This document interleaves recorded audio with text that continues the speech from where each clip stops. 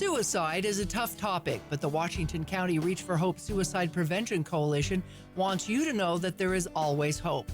We are a caring community reaching out to provide compassion and hope for a community free of suicide. In the next half hour, we'll talk with community partners to identify risk factors, raise awareness, and discuss prevention strategies.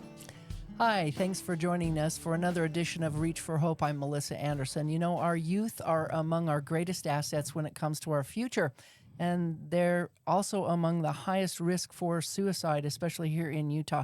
Right now, I understand that suicide's the leading cause of death by youth ages 10 to 19, which is astounding to me. Now, with us here today are the Hope Squad members that are trying to give a positive impact to our schools and our nation when it comes to suicide prevention. We have Faye Dutson from Snow Canyon High School, Hope Squad, and Britton Vincent from Desert High School, Hope Squad. Welcome to both of you, and thanks for joining me on the show today. Thank you so much for having us. Yes, Thank you, Melissa. and getting off of school today. First of all, Faye, you've been on this show before. Remind us again, or our viewers, and our listeners, what Hope Squad is and what does it do? So basically, Hope Squad is a group within a school that is based around suicide prevention and creating a positive space in the school, which further contributes to suicide prevention within that community. Yeah, and it's peer-based, so it's peer-to-peer, so it's students basically helping students, correct? Yes, because we are the students in the Hope Squad group who students, if they were in crisis, would reach out to. So the fact that we're trained just adds on to the fact that people will be prevented from committing suicide once they reach out to us. Right. And Britton, how many then Hope Squad members are there usually in each school? So it varies depending on the school. For example, my school has about 50 members, so it just depends on the school's needs and its size. And how are they chosen then? How do you get on this Hope Squad? So it's usually nomination-based, and other students will nominate who they think would be helpful on Hope Squad, and it's a really good way to let students know who they can reach out to because they're already comfortable with those people. Yeah, and so can a school start their own Hope Squad, or how did your school get started, do you know? So if you want to start a Hope Squad, then you can reach out to Utah Hope Squad Coalition, and they put you through QPR training, which is question, persuasion, and report, and then they teach the other students that, and they are able to train other students to help with That's suicide. great. So they can probably go on a website then to find that. Yeah. Yeah. Now, right now, there are Hope Squads, I understand, in 39 states and even in Canada. So this is really taken off. And judging by the map, many of them are throughout the western states. Faye, I understand that you also receive Hope Squad training. Tell us a little bit about that and when it happens and like, as you said, why it's important. So Hope Squad training in our region, we do it in later October, and we actually have over 500 students attending this time. So we're spanning it out over 2 days, and it's basically just for all the schools to come together and become educated on what it means to be a Hope Squad and important skills that they as a team and individual should have in order to have a functioning Hope Squad. Yeah, so it's 2-day training, and you get to learn all about what she was talking about, question, prefer, and refer, and persuade, refer, backwards. So I know there's several schools that are in Hope Squads in Washington County. Why do you think that Hope Squad is so important to your school and to these other schools that come together once a year to do this? Well, like I said earlier, in general, it just creates a positive atmosphere at school. These are the kids who smile in the hallway every day at you and who make your class better just by adding little positive comments. And basically, in general, I feel like my school is a better place because we have a Hope Squad who is there. Yeah, it makes you feel like you're a part of something. Yes. And Britton, is a Hope Squad a burden on then members like you because you have to smile all the time, or you have to be that kid that someone has to come that maybe would come up to you? Yeah, it can seem like a lot of pressure when you first join, for sure. But once you get trained and you get familiar and you have a plan for what you're going to do if anyone comes to you for suicide, then I think it's a lot easier, and mostly there's a big emphasis on students just being friendly and being themselves with other students. Yeah. So, So you just have to be nice and Yeah. be kind Mhm. and smile and be pretty like you are. Oh, stop it. Faye, I understand there are 1,200 Hope Squads nationwide. That seems like a lot, maybe more by now. And by looking at a map, we see that Utah is more than likely has more Hope Squads than anywhere in the nation. This is huge news, and it's great to hear about that. Tell me why you think that this is making an impression nationwide and why Utah is kind of leading the way. I think that a lot of really good Hope Squads have originated in Utah, and I think that Reach for Hope contributes to that a lot. But Utah statistically has one of the higher suicide rates, so I think that we do such big important work here to help with that statistic, and I think that basically Utah has just become an example of how to do it well. That's great. We always like to lead the way here in Utah. And Britain, there's been a lot of media attention over the last year or two about Hope Squads and how they're making this difference that Faye's talking about when it comes to mental health among youth. And even when it comes to COVID, do you think there was an increase amongst our students when they were isolated and kind of down? Yeah, for sure. I think COVID affected almost everybody's mental health, like just a lot of people. And so it's great to be back and to have a Hope Squad. And it's just really a good resource for students to reach out to. Yeah. And do you get a lot of reciprocation with that? Do you hear or see a lot of kids saying, we're glad you guys are back? And because everybody's back now, right? Yeah, I think it's had a really good influence on our schools. Yeah. Yeah. That's good. Faye, and I understand both you and Britton are on the Washington County Youth Coalition. And tell us about that and what that does and how these two coincide together. May I? Yeah. Okay, so basically, there is a very strong correlation between students who may have suicidal thoughts and students who use substances.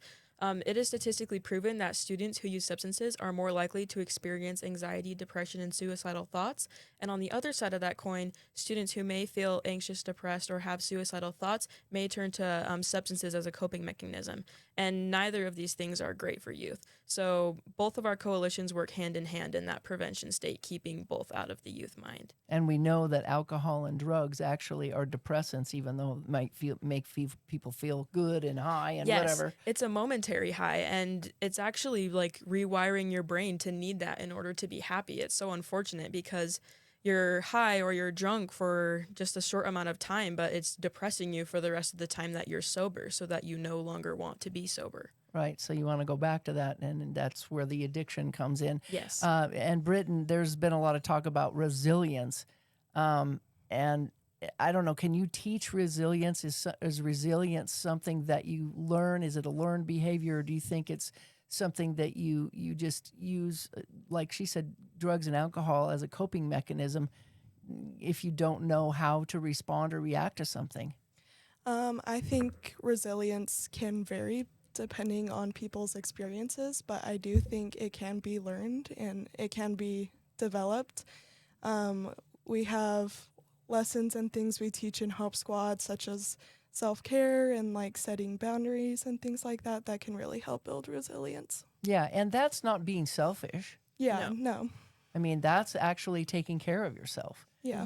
Kind of like taking a selfie. Yeah, if I may, there was a resilience symposium in southern Utah.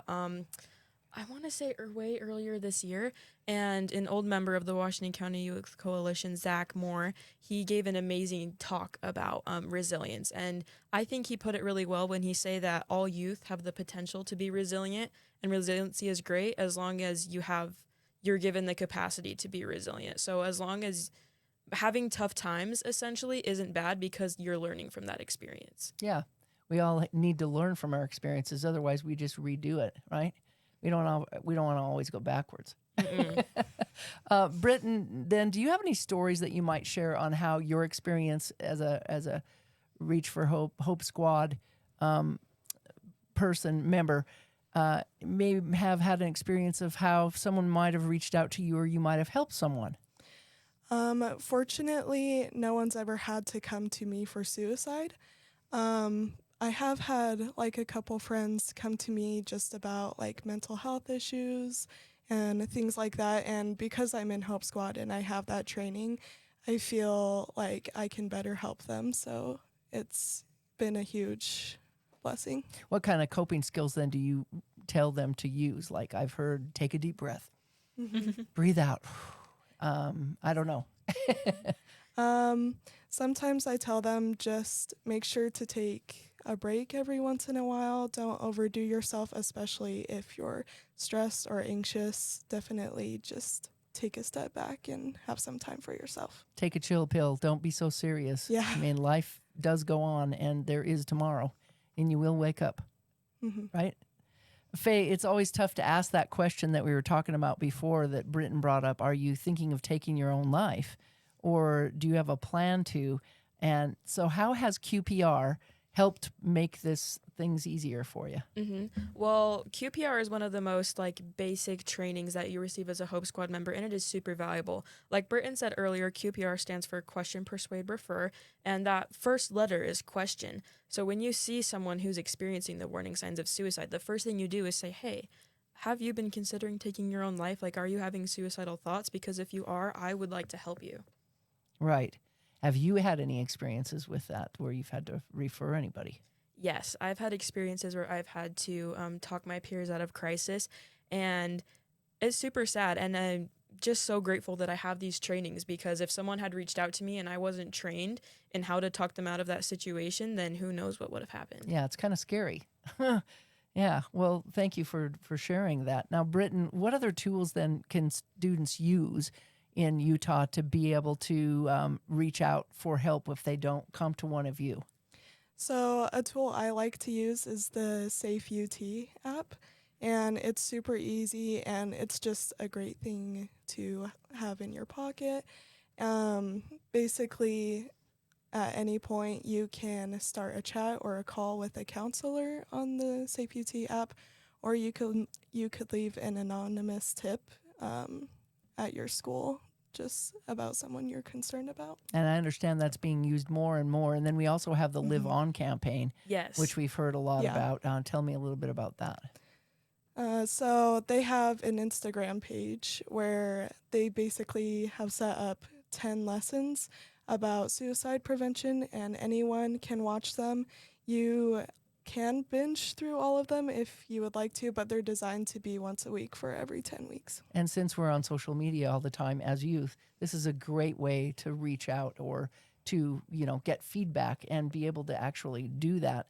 There's also a new number, 988, which we've been waiting for. Yes. How has this made a difference, do you think, in the crisis support line? Either one of you can answer this one. May I?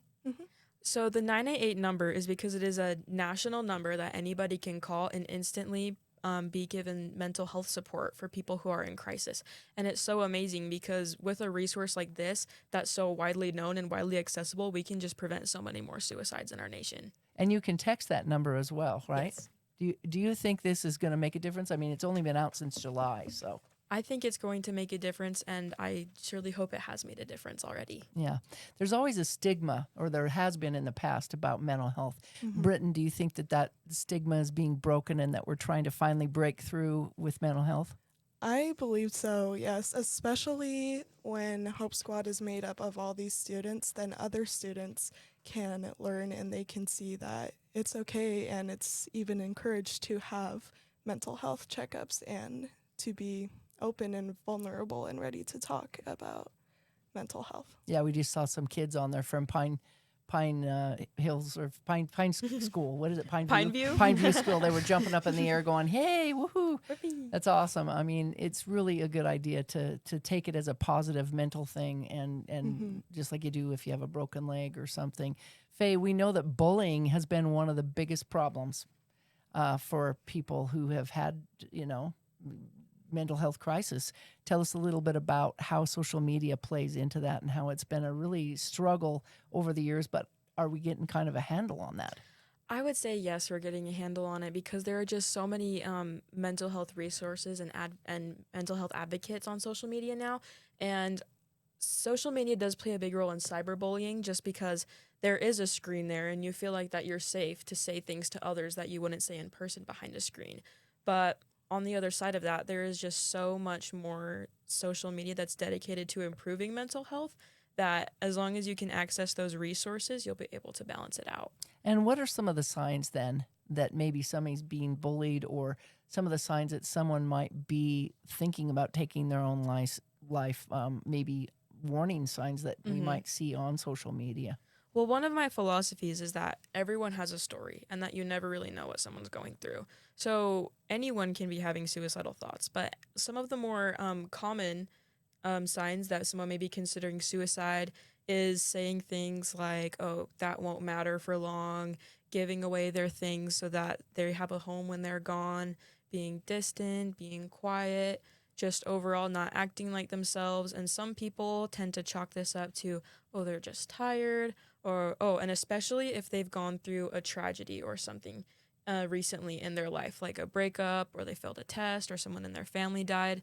Those situations can influence someone to have suicidal thoughts. Yeah, trigger it. And that isolation is not good. We actually need to invite them out to do things Yes. in order to get them out of that. And that's another sign if they won't go anywhere, if they won't do the things that they used to do.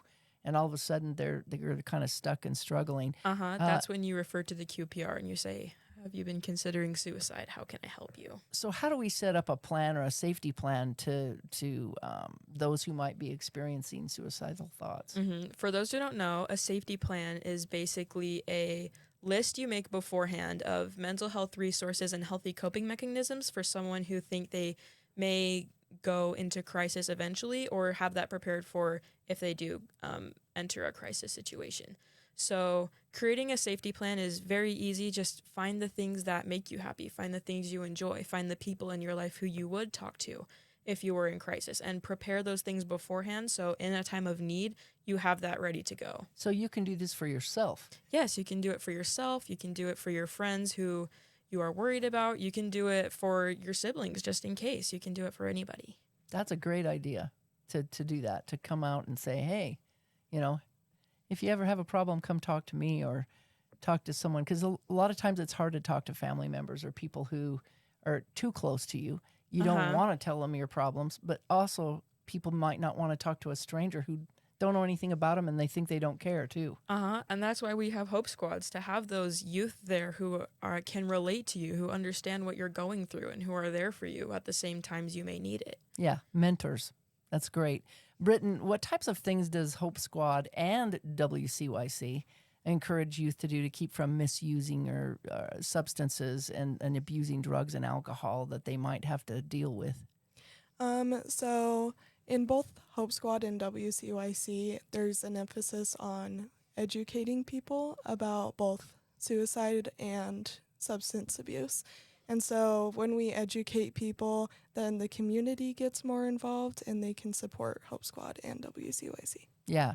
And, you know, it's interesting. They say that a family eats together, stays together. And I think that parents should take a bigger role in all of this, too, when it comes to, helping our kids feel wanted or listened to, paid attention to.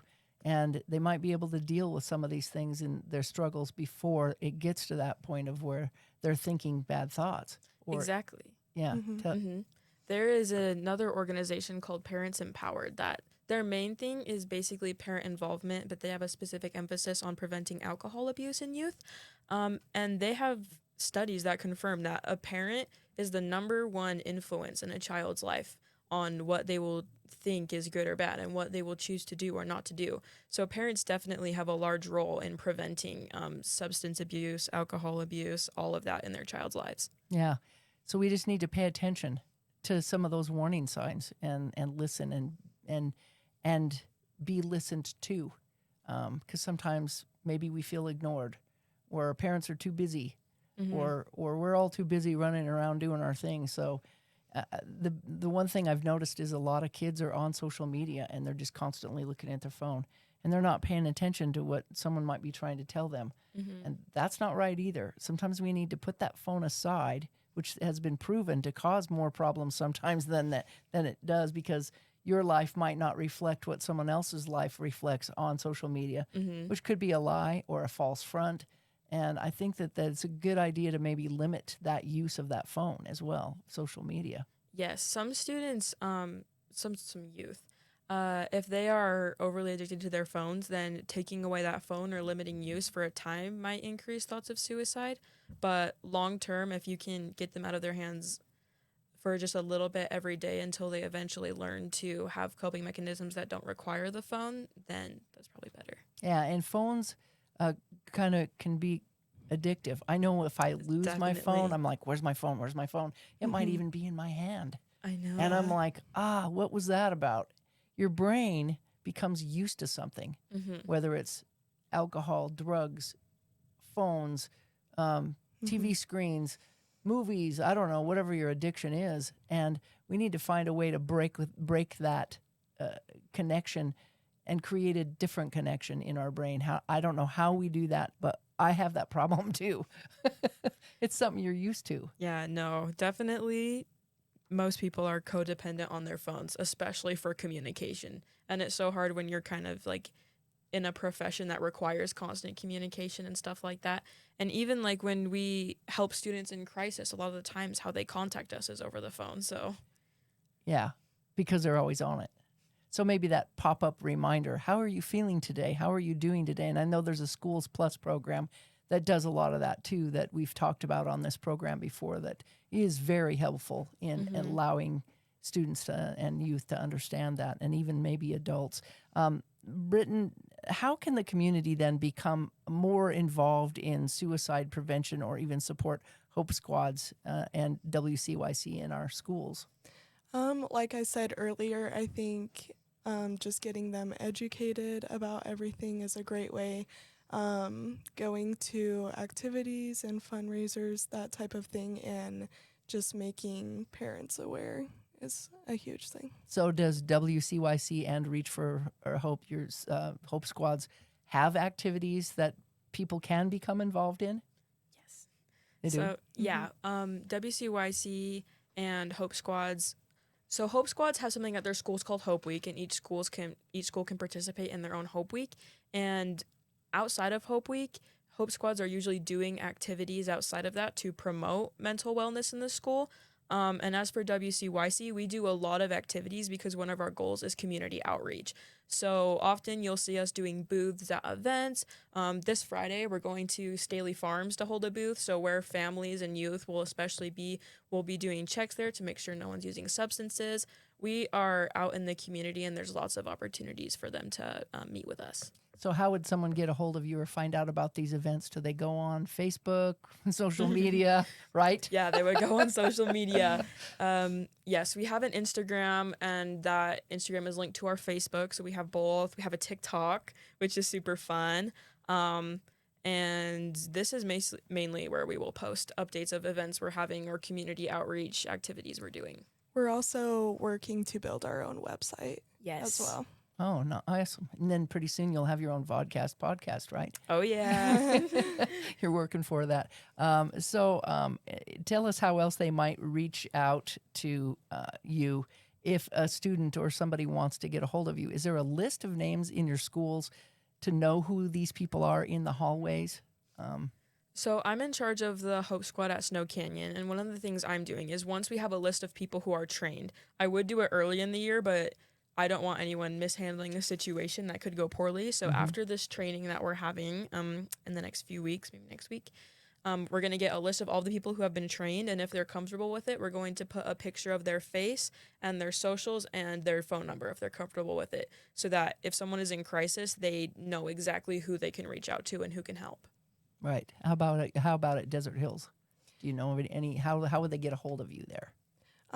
So we haven't done that yet, but our advisor, she'd be great to get a hold of, any counselors there, and the presidency of Hope Squad would be great as well. And so is there, like, when you go onto the Facebook and the social media, just go on to WCYC or Hope Squad? Yes.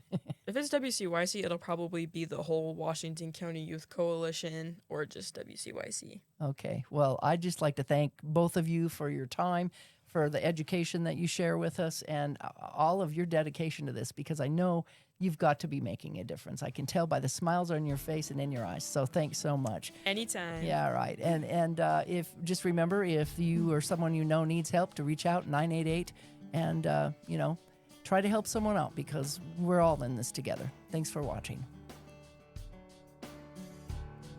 The Reach for Hope Coalition wants you to know that we care about you and we are here to help. If you or someone you know is thinking about suicide, reach out. You're not alone. To access resources for yourself or others, visit our webpage at reachforhopeutah.org. That's reach4hopeutah.org. If you are experiencing a crisis, please call or text the Suicide Crisis Lifeline at 988, because you matter and there is always hope.